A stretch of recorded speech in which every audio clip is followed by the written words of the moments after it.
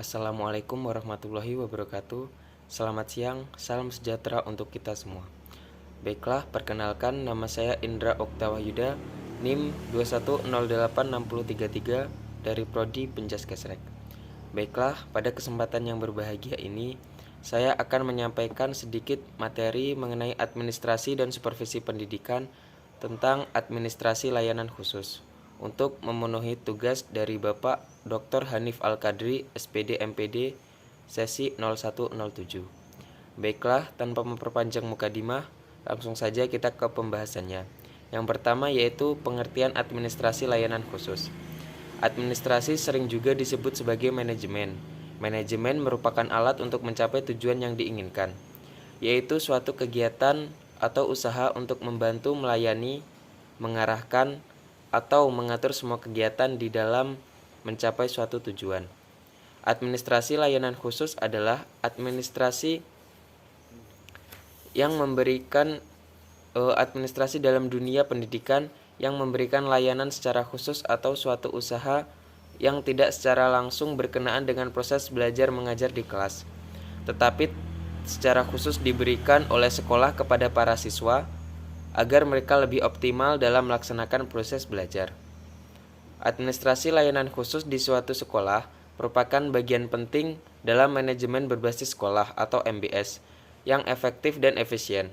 Sekolah merupakan suatu sarana yang bertujuan untuk mencerdaskan kehidupan suatu bangsa termasuk negara Indonesia ini. Hal ini sesuai dengan Undang-Undang Nomor 19 Tahun 2005 tentang Standar Nasional Pendidikan Bab 2 Pasal 4 yang memuat tentang adanya tujuan pendidikan nasional. Untuk memenuhi tugas dan tanggung jawab tersebut, maka sekolah memerlukan suatu manajemen layanan khusus yang dapat mengatur segala kebutuhan peserta didiknya sehingga tujuan pendidikan tersebut dapat tercapai. Administrasi layanan khusus di sekolah pada dasarnya ditetapkan dan diorganisasikan untuk mempermudah atau memperlancar pembelajaran, serta dapat memenuhi kebutuhan khusus siswa di sekolah.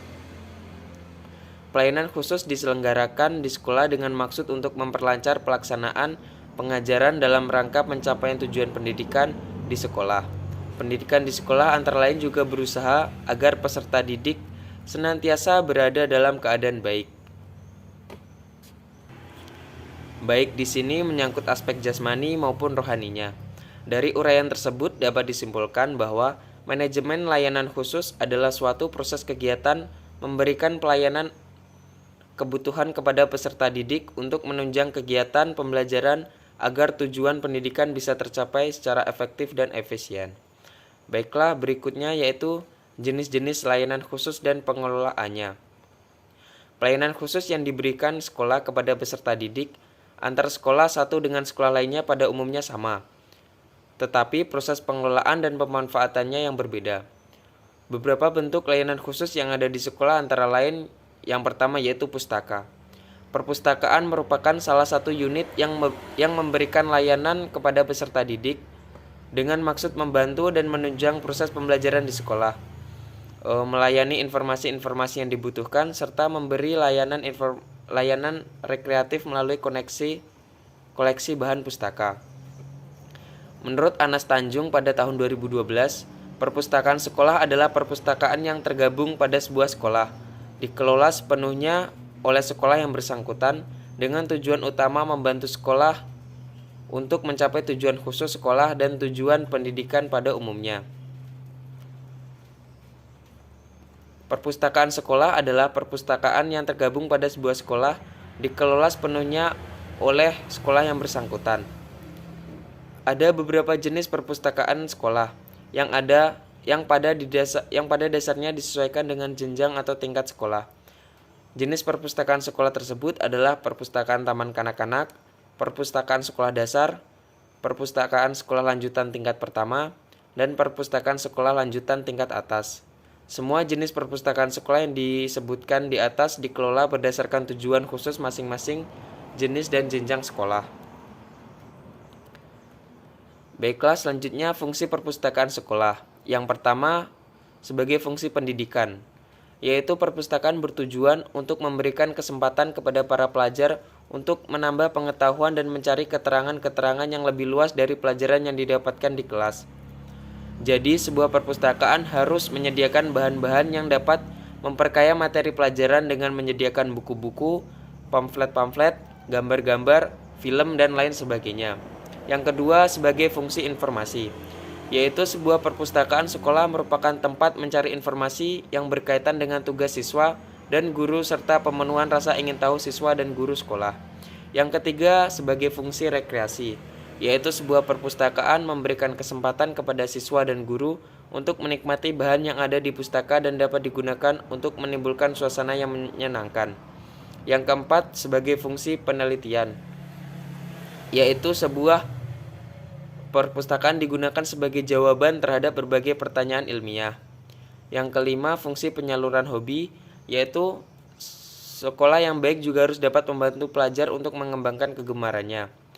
Pada perpustakaan sekolah harus ada buku-buku tentang berbagai jenis pekerjaan tangan, buku tentang kesenian dan keterampilan, serta biro bisnis dan lain sebagainya.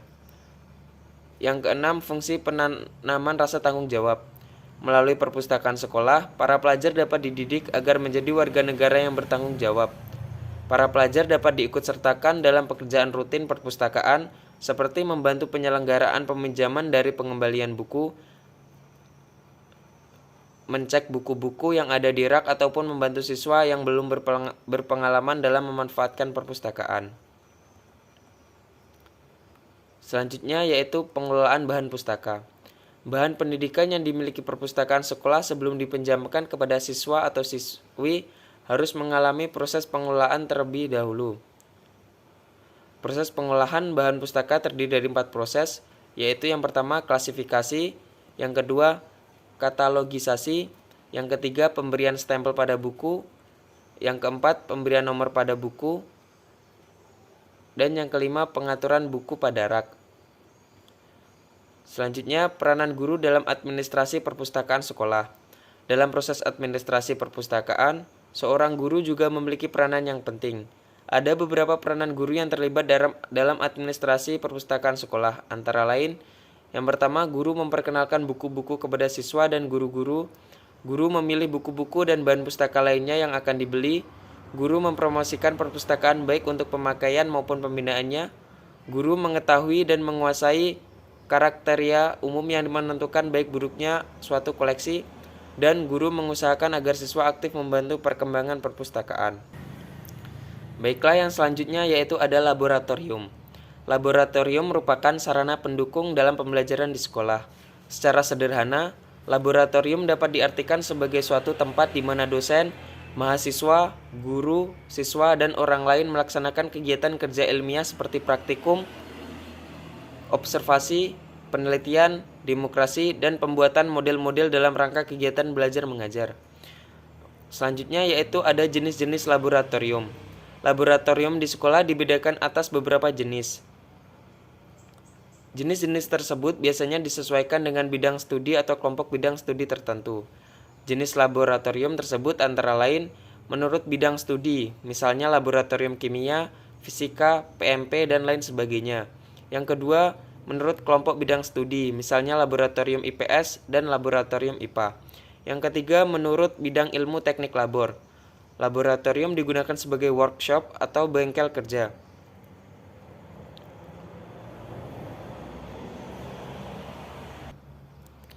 Yang ketiga ada UKS atau usaha kesehatan sekolah. Usaha kesehatan sekolah atau sering disingkat dengan UKS merupakan salah satu sarana untuk meningkatkan kemampuan hidup sehat yang pada selanjutnya akan meningkatkan derajat kesehatan peserta didik secara optimal. UKS bukan saja menjadi tanggung jawab pemerintah, akan tetapi juga merupakan tanggung jawab peserta didik dan masyarakat di mana sekolah itu berada. Dengan demikian, dapat disimpulkan bahwa layanan kesehatan peserta didik adalah suatu layanan kesehatan masyarakat yang dijalankan di sekolah dan menjadikan peserta didik sebagai sasaran utama dan personalia sekolah yang lainnya sebagai sasaran tambahan. Selanjutnya yaitu tujuan usaha kesehatan sekolah. Secara umum, tujuan dari UKS adalah untuk meningkatkan kemampuan hidup sehat dan derajat kesehatan peserta didik, serta menciptakan lingkungan yang sehat sehingga memungkinkan pertumbuhan dan perkembangan yang harmonis dan optimal dalam rangka pembentukan manusia Indonesia seutuhnya. Sedangkan tujuan khusus UKS adalah agar peserta didik yang pertama memiliki pengetahuan, kemudian sehat, yang ketiga memiliki daya hayat dan daya tangkap terhadap pengaruh buruk. Selanjutnya yaitu peranan guru dalam UKS.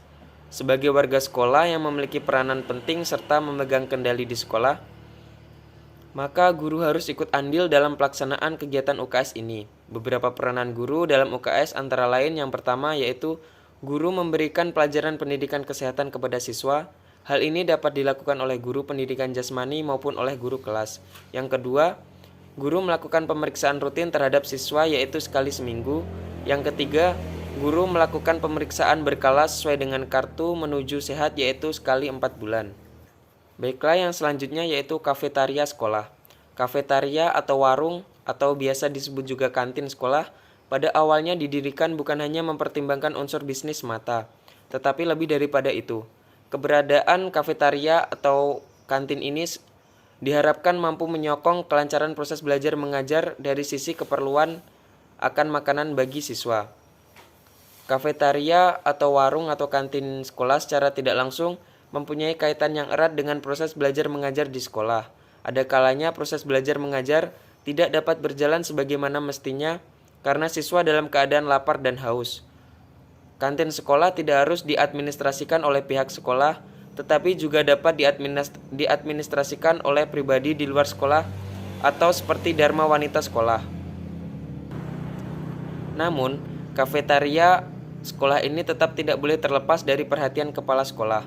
Kepala sekolah harus memikirkan serta mengupayakan agar kehadiran kafetaria ini mempunyai sumbangan positif dalam proses belajar mengajar anak di sekolah. Berikut beberapa hal yang harus dipertimbangkan dalam administrasi kafetaria. Yang pertama yaitu sekolah harus menjaga kebersihan atau higienitas masakan yang dijajankan kepada para siswa. Yang kedua, tempat yang digunakan juga harus menjadi pertimbangan utama karena kebersihan diharapkan dapat menjauhkan penyebaran hama penyakit. Yang ketiga, makanan yang disediakan hendaknya makanan yang bergizi tinggi, memiliki vitamin-vitamin yang diperlukan siswa pada umumnya. Yang keempat, harga makanan hendaknya dapat dijangkau atau sesuai dengan kondisi ekonomi siswa. Dan yang terakhir, mengupayakan tidak memberikan layanan dan kesempatan kepada para siswa untuk dapat berlama-lama atau nongkrong di kafetaria tersebut. Yang selanjutnya yaitu sarana ibadah. Di setiap sekolah, layanan sarana peribadatan sangatlah diperlukan. Layanan sarana peribadatan merupakan layanan yang diberikan sekolah dengan tujuan agar layanan tersebut bisa digunakan untuk beribadah, melaksanakan kegiatan keagamaan lainnya, serta bisa membentuk kerohanian bagi peserta didik, khususnya agar mampu menjadi manusia yang baik dan beriman. Adanya sebuah layanan sarana peribadatan di sekolah sangatlah menunjang proses pembelajaran, karena pembelajaran bisa dilakukan di mana saja, termasuk salah satunya adalah di rumah peribadatan. Yang selanjutnya yaitu asrama. Bagi para peserta didik, khususnya jenjang pendidikan menengah dan pendidikan tinggi, terutama bagi mereka yang bertempat tinggal jauh dari sekolah, diperlukan asrama. Selain bermanfaat untuk peserta didik, asrama juga bermanfaat bagi para pendidik dan petugas asrama tersebut. Yang selanjutnya yaitu ada koperasi. Koperasi berasal dari dua kata yaitu co dan operation, yang berarti kerjasama untuk mencapai tujuan. Koperasi adalah suatu perkumpulan yang beranggotakan beberapa orang atau badan-badan dengan bekerja sama dengan menggunakan asas kekeluargaan dalam menjalankan usaha, serta untuk mempertinggi kesejahteraan jasmaniah para anggotanya. Selanjutnya yaitu transportasi. Sarana transportasi bagi peserta didik merupakan sarana penunjang untuk kelancaran proses belajar mengajar.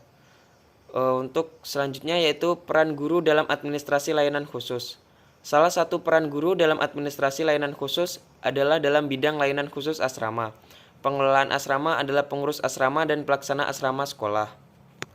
Baiklah, sekian materi dari saya mengenai administrasi layanan khusus. Lebih dan kurangnya saya mohon maaf. Saya akhiri. Wassalamualaikum warahmatullahi wabarakatuh.